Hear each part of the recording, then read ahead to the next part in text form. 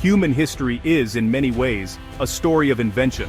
We are a species defined by our tools, by our relentless drive to make life easier, safer, and more efficient. And so, when a new product comes along promising a miracle, a world without pests, cars that run smoother, homes that are warmer, lives that are healthier, we tend to embrace it. We see the immediate benefit, the elegant solution to a persistent problem.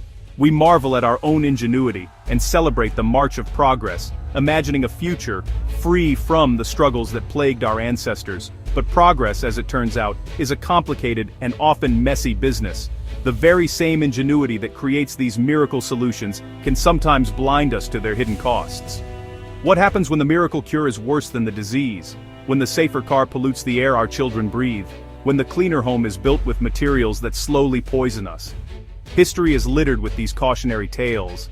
Inventions once hailed as revolutionary that were later discovered to be profoundly, catastrophically toxic. These are the ghosts in our machine of progress, reminders that every solution must be scrutinized. So, it seems worthwhile to look back at some of these double-edged swords of innovation.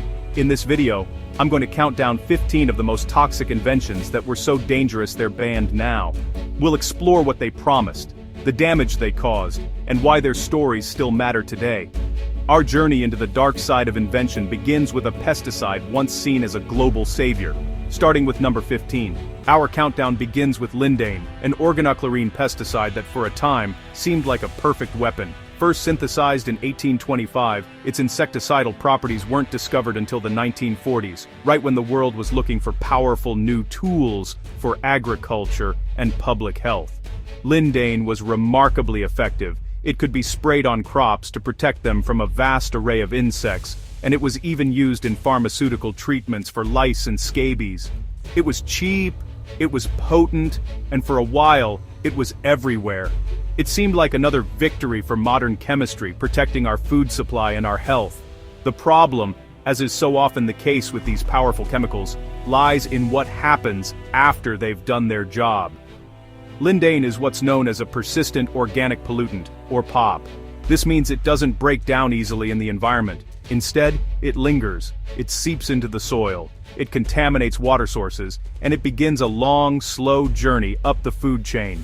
Small organisms absorb it, larger animals eat those organisms, and so on, with the concentration of lindane increasing at each step. This process, called bioaccumulation, means that top predators, including humans, can end up with dangerously high levels of the chemical in their bodies. The health effects of this accumulation are serious. Lindane is a neurotoxin.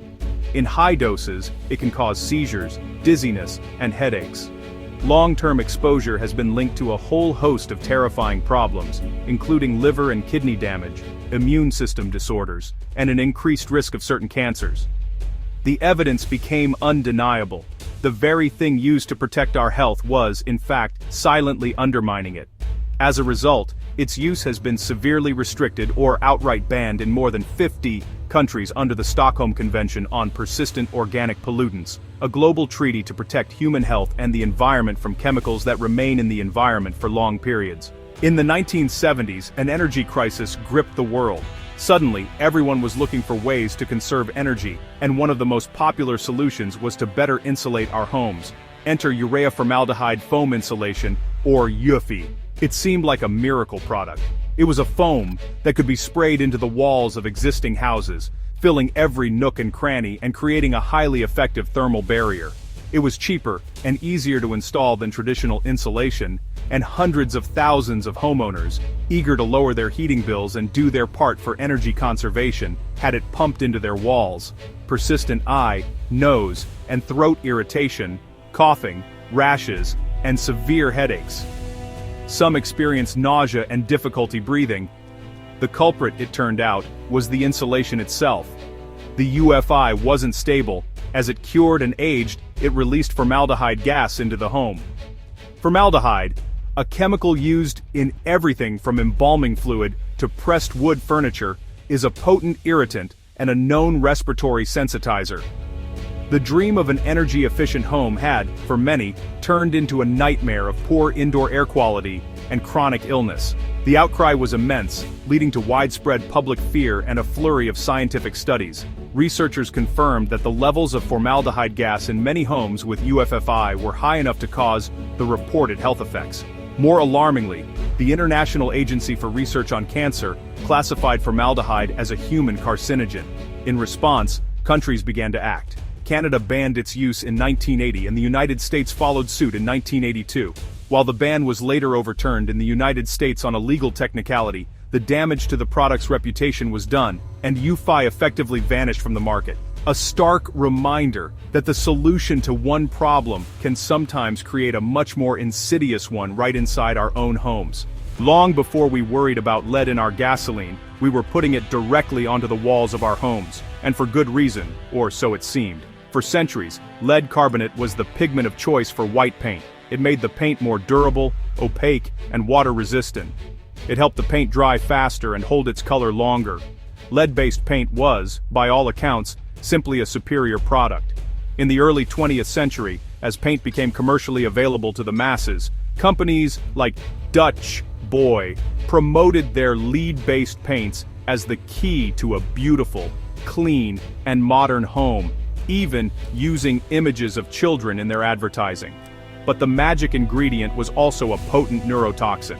The dangers of lead poisoning had been known since antiquity, but the specific danger to children from paint wasn't widely understood until the early 20th century. Old, flaking lead paint creates contaminated dust, which children can easily inhale. Even worse, the paint chips themselves have a sweet taste, leading some young children to eat them directly. The developing brains and nervous systems of children are exquisitely vulnerable to lead's toxic effects. Even low levels of exposure can cause irreversible damage, leading to lowered IQ, learning disabilities, behavioral problems, and stunted growth. As medical evidence mounted throughout the 20th century, the connection became impossible to ignore. Australia began restricting lead in paint in 1922, and the League of Nations banned it for interior use in 1923, though many countries, including the United States, failed to adopt the ban. It took decades of activism and overwhelming scientific proof before meaningful action was taken. The United States finally banned lead-based paint for residential use in 1978. Today, the legacy of lead paint persists. Millions of older homes still contain it, posing an ongoing risk and requiring expensive and careful remediation. It serves as a powerful lesson in how a product praised for its durability can leave behind a toxic legacy that lasts for generations. Number 12. Dioxin-contaminated herbicides. The word herbicide sounds straightforward enough, a chemical that kills plants. But during the Vietnam War, the United States military deployed a herbicide of unprecedented power and toxicity, Agent Orange. It was part of a program called Operation Ranch Hand, a massive effort to strip the dense Vietnamese jungle of its foliage, denying cover to enemy forces and destroying their crops. From 1962 to 1971, United States planes sprayed nearly 20 million gallons of powerful herbicides, primarily Agent Orange, over vast swathes of South Vietnam. Agent Orange was a 50-50 mix of two common herbicides, 2,4-D and 2,4,5-T. The problem was that the manufacturing process for 2,4,5-T at the time created a highly toxic byproduct, a contaminant called TCDD, which is the most potent form of dioxin. This wasn't a planned ingredient. It was a devastating side effect of rushed wartime production. Dioxin is one of the most toxic chemicals ever created by humanity. It's a persistent organic pollutant that lingers in the environment for decades, accumulating in the soil, in the water, and in the fatty tissues of animals and people. The consequences were catastrophic, both for the Vietnamese people and for the American soldiers who handled the chemical. Exposure to dioxin is linked to a terrifying list of diseases, numerous types of cancer, heart disease, diabetes, and severe birth defects. For generations, children in Vietnam have been born with horrific deformities and developmental problems in areas that were heavily sprayed. United States veterans who were exposed have fought for decades to get recognition and compensation for their own health issues. Agent Orange was banned by the United States military in 1971, but its shadow is long. It stands as perhaps the most infamous example of a chemical weapon whose devastating indiscriminate effects continue to cause suffering long after the conflict has ended. Number 11. Bisphenol A, or BPA in plastics. Here's an invention that might still be in your kitchen cupboards. For decades, bisphenol A, or BPA, has been a workhorse of the chemical industry. It's a key building block for polycarbonate plastic, a type of plastic that is strong, lightweight, and shatter-resistant. This made it perfect for all sorts of consumer goods. Think reusable water bottles, food storage containers, and even the linings of metal food and beverage cans, where it prevents the food from directly contacting the metal. For a long time, it was also used to make baby bottles and sippy cups, celebrated for being virtually unbreakable. The problem is that the chemical bonds holding BPA in the plastic aren't entirely stable. When you heat the plastic, or when it comes into contact with acidic or fatty foods, small amounts of BPA can leach out and into whatever you're eating or drinking. For years, scientists assumed these tiny amounts were harmless, but a growing body of research began to suggest otherwise. BPA is an endocrine disruptor, which means it can mimic the hormone estrogen in the body. Hormones are the body's chemical messengers, and they operate at incredibly low concentrations, so even tiny amounts of a hormone-mimicking chemical can potentially throw the whole system out of whack. Concerns mounted about the potential effects of BPA exposure, especially for fetuses, infants, and young children. Studies in animals have linked BPA to a wide range of health problems, including reproductive issues, developmental problems in the brain, an increased risk of certain cancers, and obesity. While the debate over the exact level of risk to humans is complex and ongoing, the potential for harm was enough to spur regulatory action. In 2012, the United States Food and Drug Administration banned the use of BPA in baby bottles and sippy cups. Many other countries have enacted similar or even broader bans. The story of BPA is a modern one, a case where consumer pressure and evolving science forced an industry to find safer alternatives for a chemical that had quietly become a part of our daily lives. Number 10. Chloroform as an anesthetic. Imagine undergoing surgery in the early 19th century. It was, to put it mildly, a brutal and terrifying experience, performed without any effective pain relief. The discovery of anesthetics in the 1840s was therefore one of the greatest breakthroughs in medical history, and one of the earliest stars of this new field was chloroform. First synthesized in 1831, its anesthetic properties were discovered in 1847 by the Scottish physician James Young Simpson. He and his friends, in a rather reckless bit of self-experimentation, sat around his dining room table inhaling various chemicals to see what would happen. When they tried chloroform, they all promptly passed out. Upon waking, Simpson knew he had found something revolutionary. Chloroform quickly gained popularity. It was fast-acting, easy to administer. You just needed to drip it onto a cloth held over the patient's nose and mouth, and it didn't have the flammability issues of its main rival, ether. Its status was cemented in 1853 when it was administered to Queen Victoria during the birth of her 8th child, Prince Leopold. Royal approval made it the anesthetic of choice across Europe. For decades, the sweet-smelling liquid was seen as a miracle, a gift that finally freed patients from the agony of the surgeon's knife. But chloroform had a dark side. The effective dose was dangerously close to the lethal dose. A little too much could cause the patient's heart to stop or their breathing to cease, a condition known as sudden, sniffer's death. It was also highly toxic to the liver and kidneys, and patients could die from organ failure days after a successful surgery. Doctors of the era didn't fully understand the pharmacology and often administered it inconsistently. As safer anesthetics with fewer side effects were developed in the early 20th century, the use of chloroform for anesthesia gradually faded. It's now primarily used as a solvent in labs, a relic from a pioneering but perilous era of medicine. Number 9. Arsenic-based pesticides. Before the rise of synthetic organic pesticides like DDT, farmers waged war on insects with a different kind of arsenal heavy metals, and one of the most common and effective weapons was arsenic. Compounds like lead arsenate and Paris green, a vibrant pigment containing copper and arsenic, were used extensively from the late 19th century through the mid-20th century. They were sprayed liberally on fruit orchards, cotton fields, and vegetable crops to control pests like the codling moth and the boll weevil. From a farmer's perspective, they worked wonders, protecting their harvests and their livelihoods. The toxicity of arsenic, of course, has been known for thousands of years. It's one of history's most famous poisons, and that's precisely why it worked so well as a pesticide. The problem is that arsenic is toxic to pretty much everything, not just insects. Farm workers who applied these pesticides often suffered from acute poisoning, with symptoms ranging from vomiting and diarrhea to convulsions and death. But the greater danger was more insidious. Arsenic doesn't break down, it accumulates in the soil. Decades of spraying left a legacy of contamination in agricultural lands across the country. This contaminated soil posed a twofold threat. First, the arsenic could be taken up by new crops grown on that land, introducing the poison directly into the food supply. Second, the arsenic-laden dust could be blown by the wind or washed by the rain into nearby water sources and communities, leading to chronic low-level exposure for the public. Chronic arsenic exposure is linked to a horrifying array of health problems, including skin lesions, developmental effects, cardiovascular disease, and multiple types of cancer. As the long-term dangers became clear and new, supposedly safer synthetic pesticides were developed, the use of arsenic-based pesticides was phased out and eventually banned for agricultural use in most countries. Many old orchards, however, remain toxic sites to this day. Number 8. Mercury thermometers and medical devices.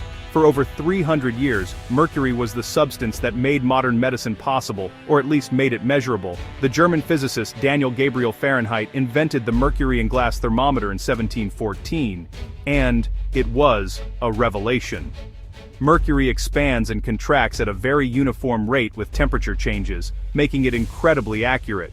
For the first time, doctors had a reliable way to measure a patient's fever, which was a critical diagnostic tool. This was followed by the sphygmomanometer, the device used to measure blood pressure, which also relied on a column of mercury. For centuries, these silver-filled glass devices were, honestly, ubiquitous symbols of medicine itself. Mercury is, however, a potent neurotoxin. The liquid metal itself isn't the main problem. The real danger comes from its vapor. At room temperature, liquid mercury slowly evaporates, releasing an invisible, odorless, and highly toxic gas. If a thermometer or blood pressure cuff breaks, it can release tiny droplets of mercury that scatter and continue to emit this dangerous vapor for a long time. Inhaling mercury vapor can cause severe damage to the nervous system, lungs, and kidneys. The symptoms of acute poisoning include tremors, memory loss, and respiratory failure. The risk of accidental breakage and exposure, especially in a home or hospital setting, eventually became too great to ignore. Even the disposal of these devices posed an environmental threat, as mercury from landfills can contaminate water supplies, where it can be converted by bacteria into the even more toxic methyl mercury, which then bioaccumulates in fish. Recognizing these dangers, health organizations and governments around the world began to push for a phase-out. The World Health Organization launched a campaign in 2013 to end the use of mercury-based thermometers and blood pressure devices by 2020. They have now been almost entirely replaced by safer digital and alcohol-based alternatives, ending the long reign of this beautiful but dangerous liquid metal in our medicine cabinets. Number 7. Thalidomide. In the late 1950s, the German pharmaceutical company Chemie Grünenthal marketed a new drug called thalidomide. It was promoted as a wonder drug, an exceptionally safe sedative and anti-nausea medication. It was so seemingly safe that it was sold over the counter in many countries. It was particularly effective at combating morning sickness, and so it was widely prescribed to pregnant women across Europe, Canada, Australia, and Japan. The advertisements promised a safe, tranquil sleep without the hangover effect of other sedatives. For thousands of expectant mothers suffering from severe nausea, it seemed like a miracle. But in the years that followed, a horrific and mysterious tragedy began to unfold.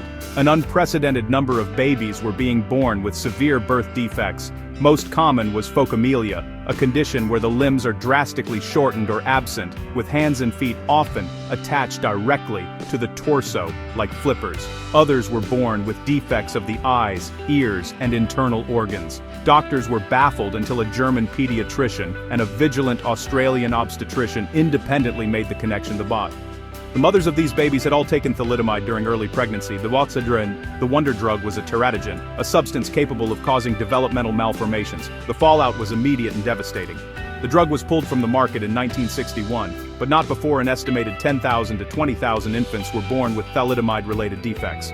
The United States was largely spared this tragedy, thanks to one heroic FDA medical officer named Francis Oldham Kelsey, who had concerns about the drug's safety and repeatedly refused to approve it for sale. The thalidomide scandal became one of the biggest medical disasters in history. It led to a complete overhaul of drug testing and approval regulations worldwide, requiring for the first time that drugs be proven both effective and safe, with rigorous testing for potential effects on a developing fetus. It's a sobering story about the catastrophic consequences of insufficient testing and the absolute necessity of regulatory vigilance. Number 6. Radium-based luminous paints. At the turn of the 20th century, the world was, absolutely captivated by a newly discovered element, radium. Discovered by Marie and Pierre Curie, this mysterious substance glowed in the dark with an ethereal light, and, for a while, people honestly thought it was a miracle element with curative powers. It was put into everything from toothpaste to drinking water. But one of its most popular applications was in luminous paint. By mixing radium with zinc sulfide, you could actually create a paint that would glow continuously for years without any exposure to light. This was perfect for the dials of watches, clocks, and aircraft instruments, allowing them to be read in the dark. During World War I, the United States Radium Corporation hired hundreds of young women to paint the faces of these watches and dials. The work was delicate and required a fine point on the paintbrush. The factory managers taught the women a technique to achieve this. They were to lip point the brushes, meaning they should put the brush between their lips to shape it. With each brushstroke, these women, who came to be known as the Radium Girls, were ingesting a small amount of radioactive paint. They were told the paint was harmless. Some even painted their teeth and nails with it for fun, enjoying the ghostly glow. The consequences were, well, horrific. Radium is chemically similar to calcium, so the body deposits it in the bones. Once there, it bombards the surrounding tissue with relentless radiation, causing the bone to literally rot away. The women began to suffer from anemia, bone fractures, and necrosis of the jaw, a gruesome condition that became known as radium jaw. Many developed deadly cancers. The Radium Girls fought a courageous legal battle against their employer, and their case was a landmark in labor rights history. It led to the establishment of industrial safety standards and the recognition of occupational diseases. The use of radium in consumer products was eventually banned, but the tragic story of the Radium Girls remains a chilling testament to the dangers of a wonder element that was fatally misunderstood. Number 5. Chlorofluorocarbons, or CFCs. Some inventions seem almost too good to be true. In the 1930s, the chemist Thomas Midgley Jr. developed a new class of chemicals called chlorofluorocarbons, or CFCs, marketed under the brand name Freon. They were non-toxic, non-flammable, and incredibly stable. This made them perfect for a huge range of applications.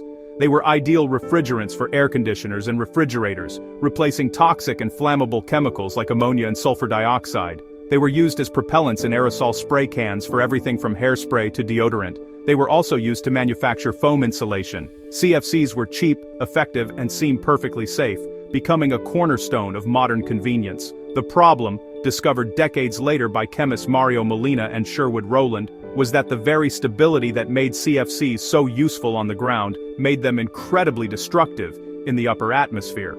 Over years and decades, these perfectly safe molecules would drift up into the stratosphere. Once there, they were broken apart by the sun's ultraviolet radiation, releasing chlorine atoms. And a single chlorine atom, it turns out, acts as a catalyst, capable of destroying up to 100,000 ozone molecules before it's finally removed from the atmosphere.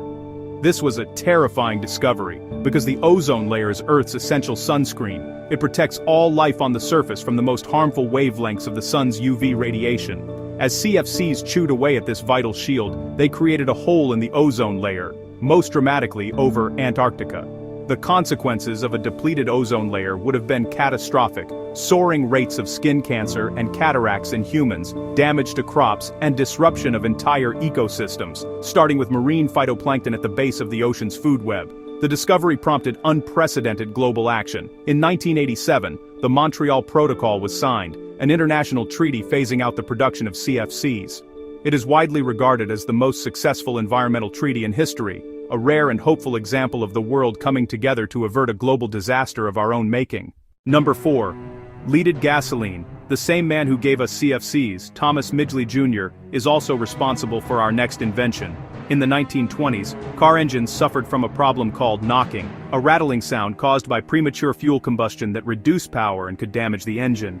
Midgley, working for General Motors, discovered that adding a compound called tetraethyl lead, or TEL, to gasoline made it burn more smoothly, eliminating knock and allowing for higher compression, more powerful engines. It was a massive breakthrough for the automotive industry. Marketed as ethyl gasoline, it quickly became the standard fuel for cars around the world, but from the very beginning, there were warnings. Lead was a known poison. Workers at the factories producing TEL became severely ill, suffering from hallucinations and insanity before dying. The plants were nicknamed the Looney Gas Building. Despite this, the industry led by GM, DuPont, and Standard Oil launched a massive public relations campaign to convince the public and the government that low-level exposure from car exhaust was harmless. For decades, they were successful. Cars, trucks, and buses spewed billions of tons of microscopic lead particles into the atmosphere, which settled as dust on our streets, in our parks, and in our homes. The true cost was borne by our children. In the mid-20th century, geochemist Claire Patterson, while trying to determine the age of the Earth, discovered that environmental lead levels were hundreds of times higher than their natural state, and he traced the source to leaded gasoline. He then launched a relentless, decades-long scientific crusade against the lead industry. Other researchers, like Herbert Needleman, demonstrated a clear link between childhood lead exposure and lowered IQ, learning disabilities, and behavioral problems. The evidence became undeniable: lead was poisoning an entire generation. Starting in the 1970s, countries began to phase out leaded gasoline. The United States completed its phase-out for road vehicles in 1996. The subsequent drop in blood lead levels in children is considered one of the greatest public health achievements of the 20th century. Number 3. PCB-containing electrical equipment. In the world of heavy industry, you need materials that can take a beating. From the 1930s to the 1970s, a class of chemicals known as polychlorinated biphenyls, or PCBs, were the ultimate industrial workhorses. They were a group of oily, synthetic organic chemicals that were incredibly stable, non-flammable, and had excellent insulating properties. This made them perfect for use in high-voltage electrical equipment like transformers, capacitors, and circuit breakers, where they served as coolants and insulating fluids. You could find them in power plants, substations, and large industrial facilities all over the world, quietly and efficiently keeping the electrical grid from overheating or catching fire. Like so many other chemicals on this list, the very stability that made PCBs so useful also made them an environmental nightmare. They are persistent organic pollutants. When old electrical equipment leaked or was improperly disposed of, the PCBs would seep into the soil and water. They don't break down. Instead, they linger for decades, slowly working their way up the food chain and becoming more concentrated at each step. This bioaccumulation means that fish, birds, and mammals at the top of the food chain, including humans, can end up with very high levels of PCBs in their fatty tissues. The health effects of this contamination are severe. PCBs are classified as probable human carcinogens. They have also been shown to cause a wide range of non-cancer health effects in animals, including damage to the immune, reproductive, nervous, and endocrine systems. In humans, exposure has been linked to skin conditions, liver damage, and potential developmental effects in children exposed in the womb. The evidence of their environmental persistence and toxicity became so overwhelming that their production was banned in the United States in 1979, and their use is now restricted globally under the Stockholm Convention. However, the legacy of PCBs remains, with contaminated sites like the Hudson River in New York requiring massive, ongoing cleanup efforts to remove this miracle insulator from the environment. Number 2. Asbestos-containing building products. For much of the 20th century, asbestos was hailed as a miracle mineral. It's a naturally occurring silicate mineral composed of long, thin, fibrous crystals, and these fibers have some remarkable properties. They are incredibly strong, resistant to heat, fire, and chemical corrosion, and they don't conduct electricity. It was the perfect insulator and fireproofing material. Starting in the late 19th century, it was woven into an astonishing array of products. It was used in everything from building insulation, roofing shingles, and floor tiles to brake pads in cars, fireproof blankets, and even cigarette filters for a time.